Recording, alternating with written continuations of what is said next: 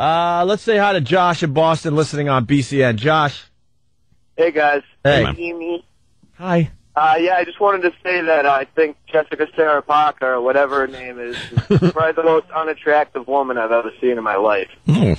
My chick made me watch that show one time, and Kim Cattrall had cancer in that episode, and the whole time I was hoping she was going to die. Yeah, Kim Cattrall, I didn't see that episode, sir. Did they do that? But I'm assuming while she had cancer, she was still trying to search out some men. Oh, well, let me tell you. Oh, yeah, Some of the doctors giving me chemo are just the hottest. Oh, yeah, because that's what a doctor wants. Right. Some middle-aged cancer patient.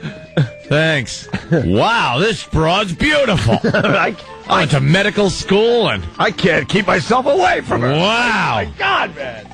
Jesus, did they go that route? Stacy, North Carolina. Hey, you guys got to get ahead of Carolina pretty soon, right? Your name is Stacy? Absolutely. All right, bro. You watched Sex and the City back in the day? You know, in my sea of an ex-wife, dude, I was young and didn't know any better. That was one of the concessions I made before I knew any better. Dude, Everyone's got an excuse. you know, that was, yeah, exactly. That was in the past. And, man, I haven't even thought of it for years, and now all the movie hype and everything, and now I'm going over douche chills now, hearing it again. Was it a funny show? I've never seen it. Was it a funny show? It was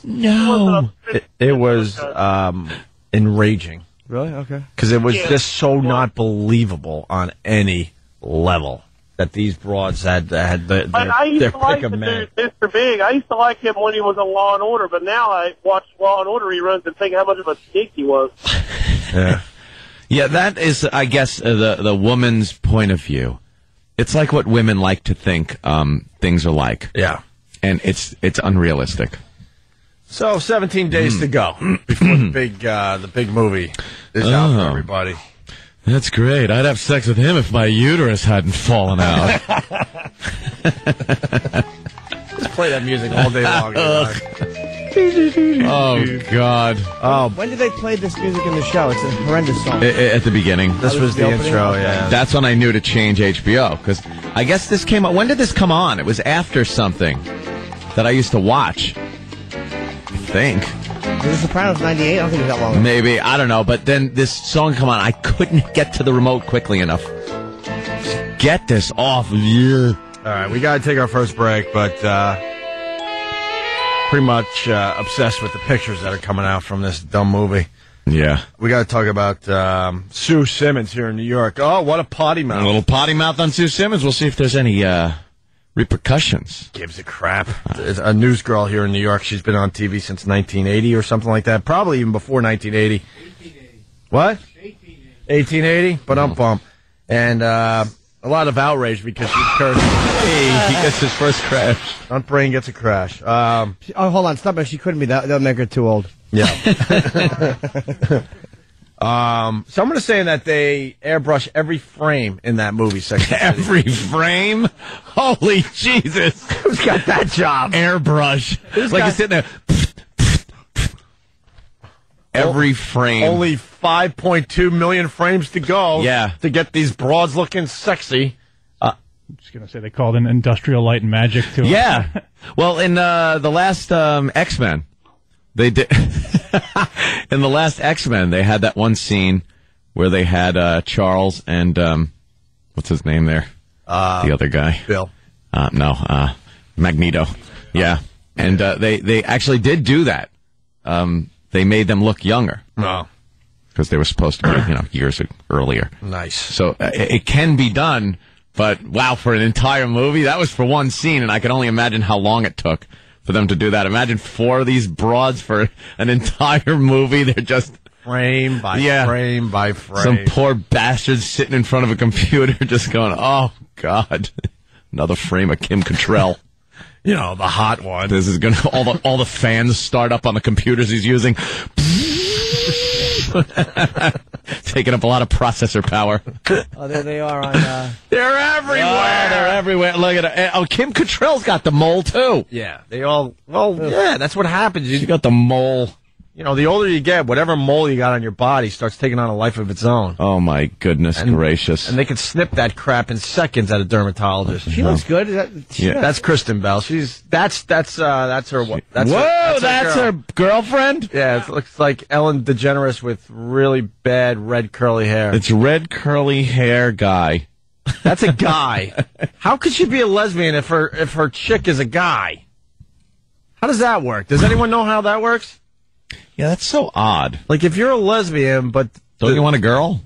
But your girl looks... the beauty of the Opie and Anthony show, it's always a work in progress. I would hope so. And there's 17... Right. Just stopped. Well, there's 17 days before the Sex and the City movie premieres for everybody. Right. And we know there's a bit there somewhere. We started the show by railing on the broads that are in Sex and the City. So, Tim down the hall, he got Steve, the other Steve, Wood Ye Steve from the old days. Of course. To do the prologue for Sex and the City. So we're kind of working out our Sex and the City bits live in front of you all today. Love the Sex and the City. This is our first attempt. So you got Steve doing Sarah Jessica Parker's part. Uh-huh. This is how every Sex and the City started off. Did it? Yes. I wouldn't know. I wouldn't either. Well.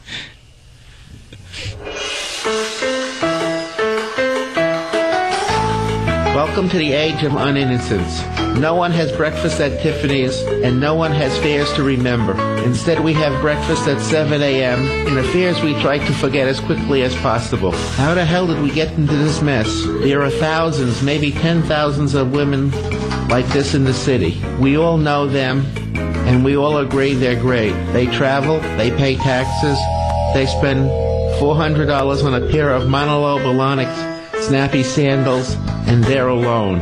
It's like the riddle of the Sphinx. Why are there so many great unmarried women and no great unmarried men? I explore these sorts of issues in my column, and I have terrific sources, my friends.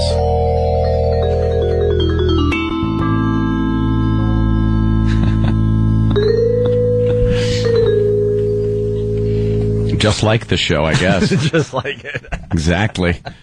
Probably twice as sexy.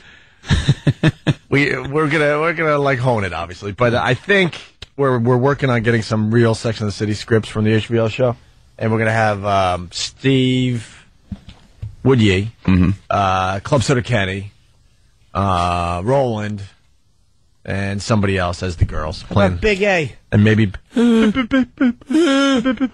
want him to be Samantha.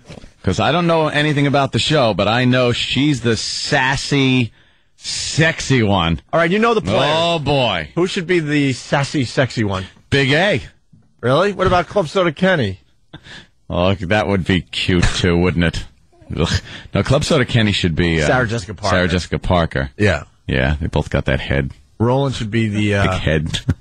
Should be the one that is now a lesbian. Roland, you think, should be that one? Big A... Kristen Bell, is the, quote, the cute one on the show, so I'm thinking Big A. Big A? It's Kristen Bell, yeah. Davis. Oh, Kristen Davis. And then Kristen Bell's our whatever. other friend, yeah. And then what is, who's going to be a Samantha? Well, we need a real hoa. Yeah, because she's the hot one. Ugh! I guess it would have to be Steve. Actually, him delivering those lines would be pretty funny. Steve C, right? No, would you? I think Steve C would be It could be good. Steve C. Yeah. Steve C. But the problem with Steve C is he overacts everything. Yeah, These he guys can't are natural. He These can't guys are naturally deliver a line, He can't Steve. be part of our Sex and the City bit. I'm acting. He can't be part of Yes. it. He can audition and we'll decide. But. I know I'm supposed to sound like this. Right, exactly. That's what he does. Steve does a bad imitation of everyone's imitation of Steve. And he thinks because what I'm trying to say is, he's doing that because he thinks that'll diffuse the situation. happening. No, it doesn't. dumbbell. Talk. So, ladies, if you want to help us out with the WOW, that's what those WOW stickers mean on the highways. And, we've been telling the guys for years, and it's worked out very, very well. Guys don't follow the ladies, don't harass the ladies. They don't want anything to do with you. No. They just they want to entertain you on your drive home. Right. They just want to feel like they're part of the whole Sex and the City culture. I'm being naughty like Samantha. Our broads are different. Yeah. Speaking of wow, I wowed 3 guys last night in bed. Did you, Samantha? Oh. What, did they love the part where your uterus fell out? You fossil. Yuck. Oh.